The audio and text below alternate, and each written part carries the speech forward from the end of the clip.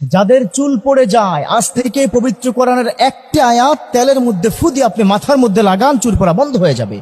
এটা 100% কি গ্যারান্টি। অনেকে আমলটা করেছেন, অনেকে উপকৃত হয়েছেন। আজ ইনশাআল্লাহ তাআলা আমি আপনাকে সে আমলের কথা বলবো। ঠিক আছে? চুল কি পড়ে যায়? এতে অনেকে বলে হ্যাঁ পড়ে যায়।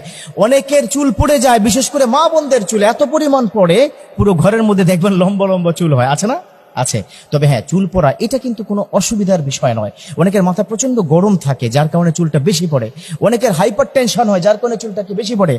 তবে হ্যাঁ, আমি আজকে একটা তেলের কথা বলবো, যে তেলটা আপনি ইউজ করবেন, এটা আমার রাসূল সাল্লাল্লাহু আলাইহি ওয়াসাল্লাম তিনি কি ব্যবহার করেছেন।